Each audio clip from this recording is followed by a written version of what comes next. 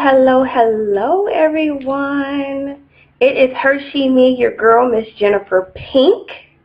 I am known affectionately as the Single Mom Sage because of my unique mission to support single moms on their journey and moving from surviving to thriving.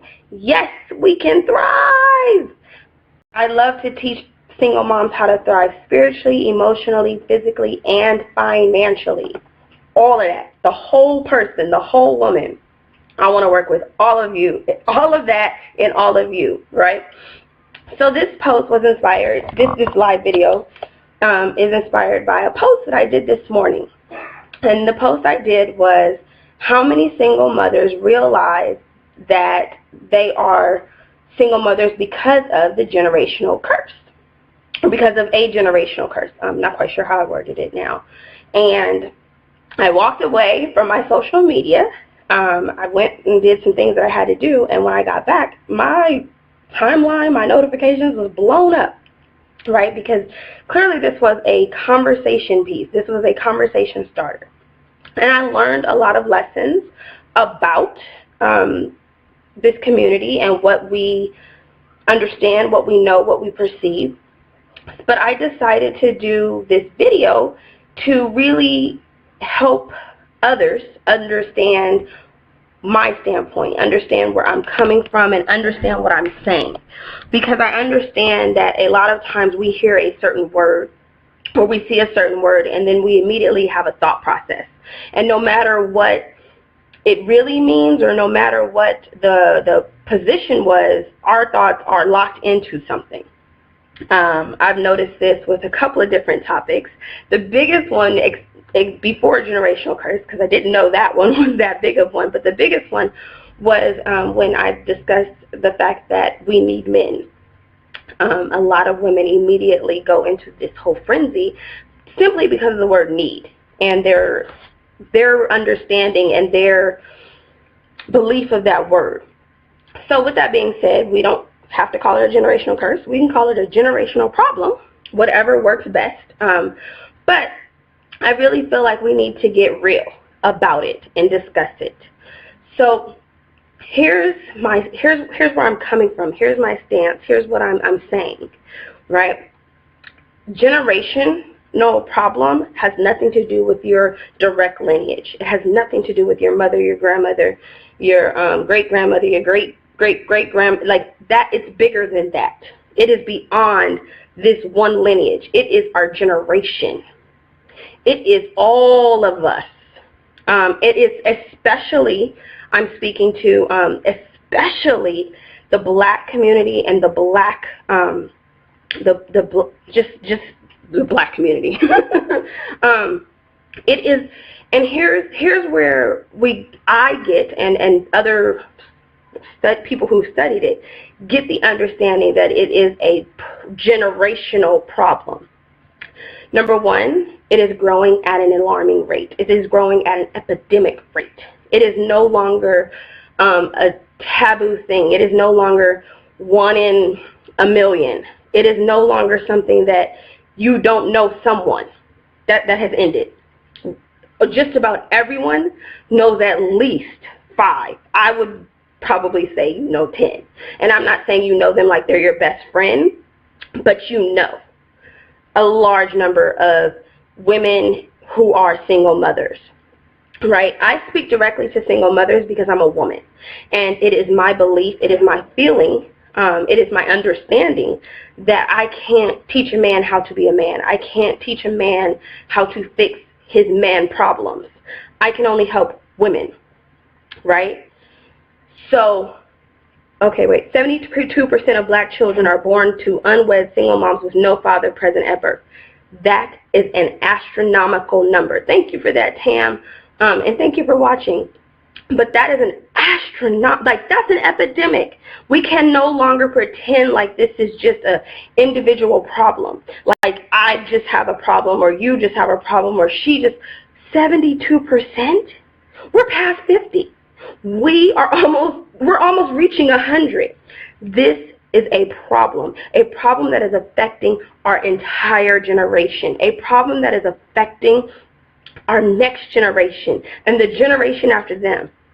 So that's, first of all, the clarity of why it is a generational issue, a generational problem, a generational curse, whatever you like to call it.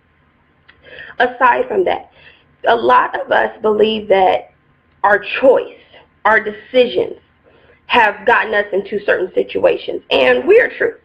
That is completely true, and we all have to take responsibility and accept responsibility for the choices we've made, the decisions we made, and where they have brought us to in life. But here's something we seem to not want to understand, or we just, maybe it has never been presented. Your choices and your decisions in life are a direct reflection of what you've been taught, of what you've been shown, or what you have not been taught, or what you have not been shown, or what is going on around you. They are a direct reflection. No one comes up with something or decides to do something that is new under the sun, right? Like, I don't even understand how we would even fathom that what we're doing today is just new. It's not new. It has something to do with what is being passed down from generation to generation to generation. It's clear. That's why it is bigger than just you. Because clearly something is being passed down, something is being taught in your home, in my home, in her home, in her home, and something. There's some missing piece. Now, when we look at our society, when we look at the black community, when we look at our generation and the difference between our generation and the generation before that and the generation before, right? When we look at the difference, the biggest difference is the mindset and the focus on family. See, family used to be first. Family used to be most important. Family used to be everything.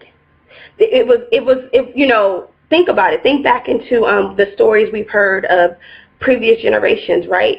Like, you were looked at almost weird if you weren't married with kids, right? Like that was the goal was to aspire to be a family. Because that was the goal, we were being trained to be a family. We were being taught how to be a family. Now, we've all got problems, and there's dysfunction in everything, right? Like, nothing is perfect. So, yes, some people were taught some weird stuff that maybe they shouldn't be taught. Some people were taught better things than others. But generally, generationally, the goal was family. That was the goal. That was what we wanted to do. That was where we wanted to go. If you have a conversation with your average, let's just go with teenager of today, and you ask them their goals in life, and you ask them where they want to be, family is not on that list. Marriage is not on that list. Many of them will say being a mother or father, but marriage and family are not on the list.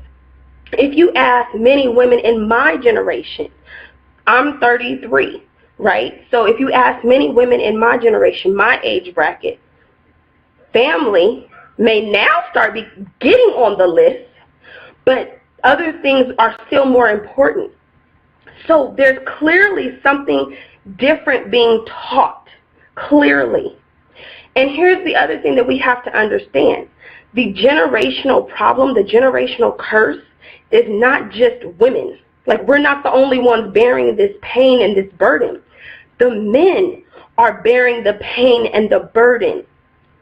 They are, if we can just be honest real quick for a minute, most of us are single mothers because the man didn't want to stay. He didn't want to build a family with us, right? Like, let's just be honest. And we have to take responsibility that we didn't pick a good man, that wasn't the best choice, and all those other things. But he has responsibility in that wasn't his goal. That's not what he wanted to do. He didn't come up with that just out of the blue sky. That's something that is being taught. Our boys are not being taught to be husbands. They're not being taught to be fathers. They're not being taught how to build a family. They're not being taught that. Our daughters are not being taught to be wives. Our daughters are not being taught. And here's the catch. our daughters are not being taught to be mothers. They're not. Because the true definition of a mother is this one role, right? You do this one role, one path, one lane. The father does this, the mother does that. That's the true definition. We're not being taught that. We're being taught to be superheroes. We're being taught to be single mothers. We're being taught that we can handle it all. We can do it all. We don't need anybody else. Hey, do what you got to do. Make it happen. That's what we're teaching. And we've got to understand that we have the power. You, me, her, everybody has the power to radically transform this. We can decide right now all together, link arms and say, this will not happen to the next generation. We will break this problem. We will end this curse, and we will change some things. We have that power. I'm not saying we don't. And understand me, I am not saying that any single mother should be ashamed. She should feel like she's less than. She should bury her head in the sand and not come up for air. That's not what I'm saying. Anybody who follows me, anybody who subscribes to anything that I say or I do, what's the number one word I use? Thrive. Thrive, thrive, thrive, thrive, thrive. I'm always talking about helping single mothers thrive. So I'm not telling you that you are cursed in the sense that you're doomed and you're never going to be anything. That's not what I'm saying to you. What I'm saying to you is there's a problem that has been passed down that is affecting us in an epidemic, outrageously rate that we need to fix. That's what I'm saying to you. That is all I'm saying to you. Now, how do we fix that problem? Has a lot to do with what we teach, what we absorb, what we carry out in our daily lives.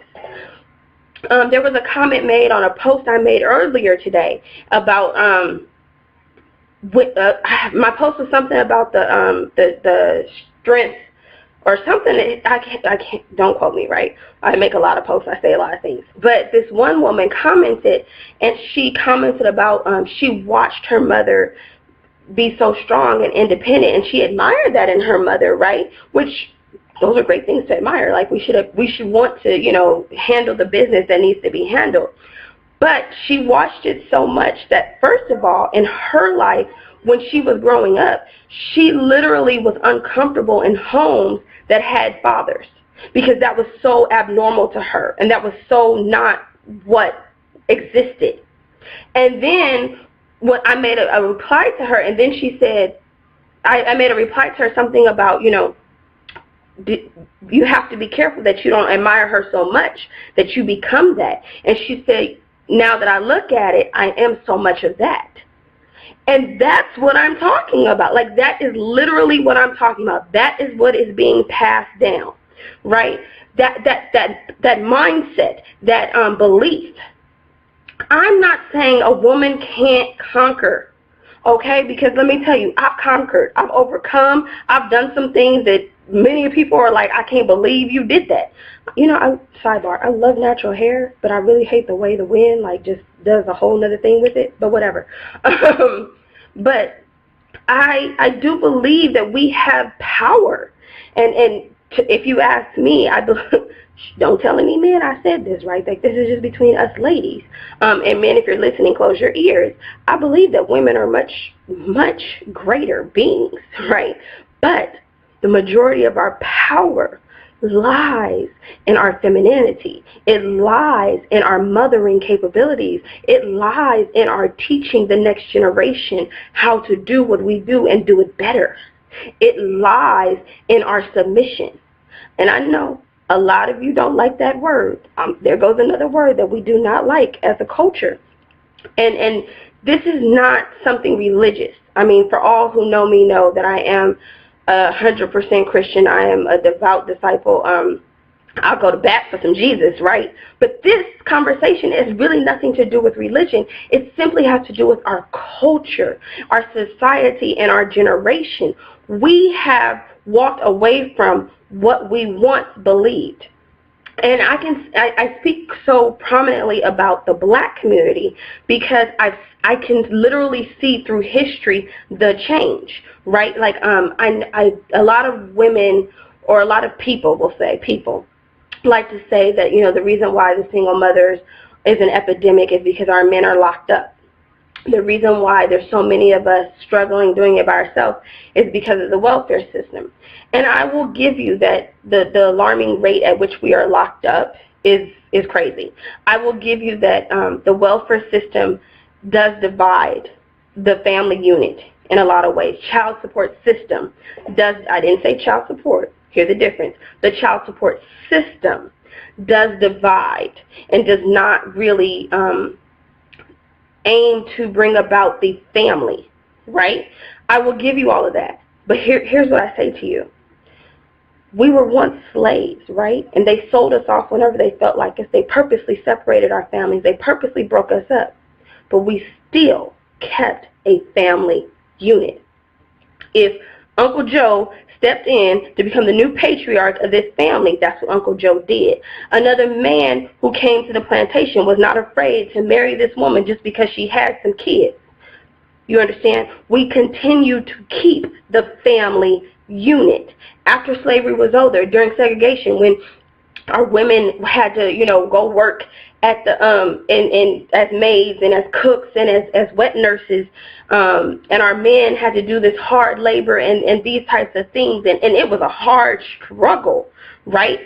We still kept a family unit. It was still important to us to get married, to have children. Those were still the goals. Today, that is not the goal. That is not what we believe we should do. We don't care if we get married. Many people will say marriage does not have to be the goal. Like, who cares? Why would you? Literally, I've had conversations with pregnant young women who say, oh, we're having a baby, they're so excited, they're still together, there's so much love, and oh, everything's just great and hunky-dory, and then if you ask them about marriage, they say, we're not ready. You was ready for a baby, but you ain't ready for marriage? Can we have this discussion? Because a baby is a guaranteed lifetime commitment. Ain't no getting out of this one. I don't care if he doesn't want to be a father. I don't care if he walks away. He still is a lifetime commitment. See, I have a son whose father isn't here under any circumstances. Like, I joke around and say that I'm the Virgin Mary to him, right? I'm not. But I joke around and I say he must really believe that because it just didn't happen. It didn't exist. But he still has a lifetime commitment to me and my son. Whether he ever speaks to me again, this bond, this commitment exists. I can get a divorce. I can walk away from a marriage. I can't undo this child. I can't. It just doesn't happen. You cannot, and I'm serious, it does not matter if he's there or not, or if she's there or not. You can't undo it. You're stuck with it. And the thought process in our generation is not teaching that. We are not teaching how much of a lifelong commitment sex, having a baby is. We are teaching that marriage is scary because that's forever and you got to make sure he's the one. But are we teaching that baby is forever? That's scary. You better make sure he's the one. That's what I'm talking about. Many people say, oh, well, they made a bad choice. They made a bad decision with their mate. Because you're not being taught how to be a mate, how to pick a mate. You don't even know who you are. You are not being taught how to figure out who you are. Now, like I said before, there are many problems that the previous generations had, even though they were married, right, and not the single parent homes. They experienced many problems. There's so many, if we look at our previous generations, where the commitment in marriage was so surreal, so to speak, that you couldn't break it. I don't care if he beat you. I don't care if he cheated on you. I don't care if he got 3 other families. You can't walk out this commitment. So there was a problem in that, because that's not what marriage is, and that's not what it's supposed to be built upon, and that's not the goal. But we went from there's a problem in what we're teaching about marriage to let's just throw away marriage. See how we jump from one extreme to the next? We didn't fix the problem in marriage. We just decided to do something else. Case in point, for instance, I'll give you a little personal story. My mother was a single mother, right? My grandmother and grandfather never divorced. My grandmother was with my grandfather, married to my grandfather till the day he died.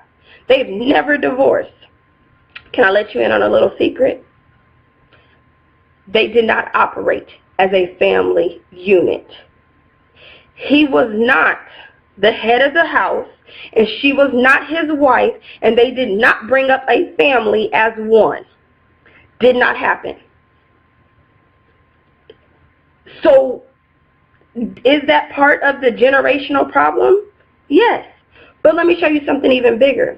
I can go to my father's side, and my father is one of 9, I believe, one of 9 children. Ask me how many of them got married, stayed in their marriage. 1, maybe 2 out of 9. Ask me how many of the children, right? My cousins are married in a one man, one wife, these are all our kids situation. It ain't 50%. I guarantee you that. So I can clearly see in my lineage the problem. But when I step outside of my lineage, I clearly can see the fact that out of my immediate circle, and we'll go from before this, my platform, before I began this journey, because now my journey, my circle is filled with many, many single mothers, right? So before this, I was like the only one who wanted to be married. I was the only one who marriage was the goal. Hey, Brian, I see you. Hey, Michelle and Ebony, I see you, and thank you for the comments. But yeah, like, I was like the black unicorn. Like at 13, when you asked me what I wanted to be when I grew up, I told you I wanted to be a wife and a mother. That was my goal. Now here's the problem with me, my personal problem. I knew that was the goal. I knew that was what I wanted. But I had no idea how to build that. I had no idea how to get there. I had no idea what a husband was. I had no idea what a wife was. But that was my goal because that was what was instilled in me as the goal. But I had no idea. Marriage to be legal, compromise morals. Michelle, you girl, you know you all the way over there. Girl, you better bring it back because we're not having that conversation right now. But it's true. See, and this is a discussion I have with a lot of women today. Oh, we were married. Oh, okay, so you got a little piece of paper that says y'all was married and y'all signed. Did you want a hand clap? Did you build a marriage? Did you build a forever foundation? Well, we got married. I didn't ask you if you got married. I asked you if you built a forever foundation. Oh, well, we were engaged. We were going to get married. Did you build a forever foundation? Because those are 2 separate things. And we have yet to have the conversation and explain to each other the difference. See, anybody can go out here and get a marriage license. Anybody. That's not hard work. In Georgia, it's $16 if you get premarital counseling, $56 if you don't. In LA, I think it was like $30 or $40. I don't really remember. It's been a long time.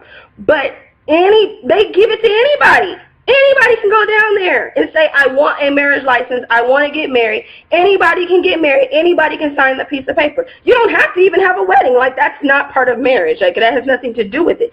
Anybody can get married. Everybody has not built a forever foundation. That's the teaching that we are missing. That's the generational problem. That's why nobody wants to get married, because everybody's looking at people getting married, and the divorce rate last time I checked, it was like over 50%. Why would you want to do that?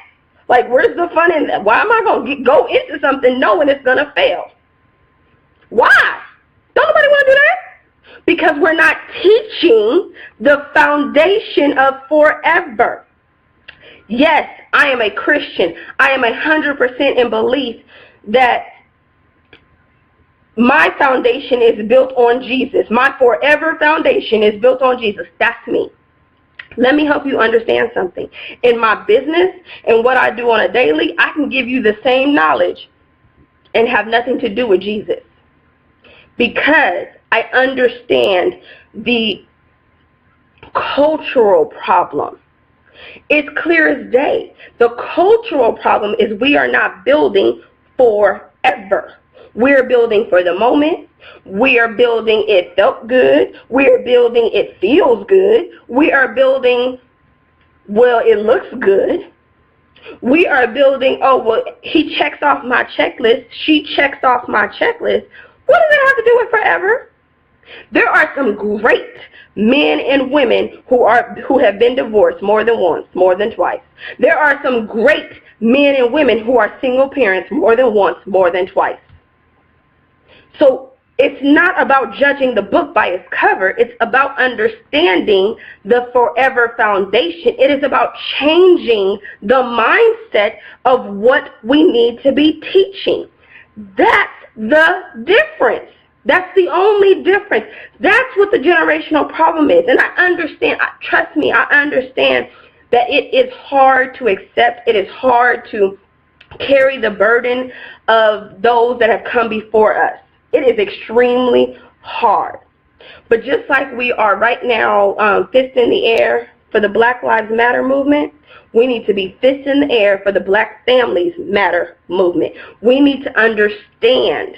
See, we're in a Black Lives Matter fight because so many generations before us did not stand up and fight.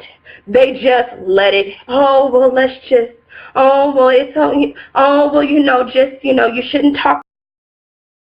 I'm trying to heal my grandchildren and that generation. Because, see, if I don't stand up and begin to undo the damage that the generations have caused, it will continue until somebody stands up and begins to fix the generational problem that we are experiencing.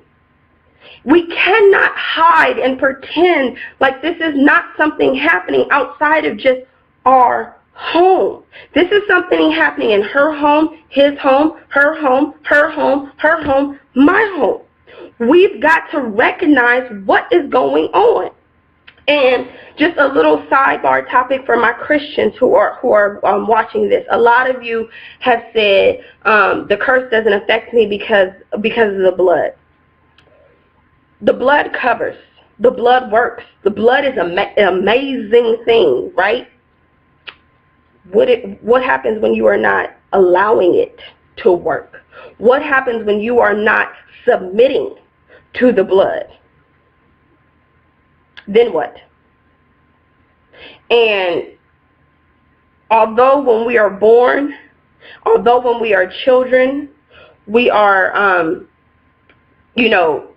I don't really know the right way to say it, but children aren't really held to the standard that one who has understanding is held to, right?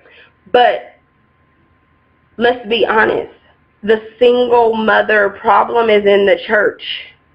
It is so many single mothers in the church. It is so many single mothers singing in the choir. I wouldn't be surprised if it was some single mothers preaching in the pulpit. I would not be surprised if it was some single mothers deaconesses. I wouldn't be surprised if it was some single mothers on the mother's board. So this is still a problem in that community. The blood is not working because we are not allowing it to work. We are not learning the principles. We are not applying the principles. We are not working with the blood. We're doing something different. So the blood is not the problem. We are. The generational problem, the generational curse is affecting us, not the blood. And I just have to say that first. I just have to deviate and say that because I understand that a lot of us don't understand. See, as a Christian, you are still in control. You are still in charge of you. You have free will. You have freedom of choice. So don't ever try to cover your free wills and your free choices with, oh, well, God will take care of it. Because them is two different things, boo. I'm not saying you ain't saved no more. I'm not saying you go to hell. I am not judging you for eternity. But what I'm telling you is it's still a problem that needs to be fixed, a problem that needs to be addressed, something we've got to do differently. And that's all I'm saying. So I want to thank all of you guys for watching my live video, for all the comments. I'm going to go through and I'm going to either like or comment on every comment. I promise you guys know I love to interact. I love the engagement. What I would like to say is if you agree, even if you disagree with anything I've said in this video, please share it. Let's get this word out to the nations.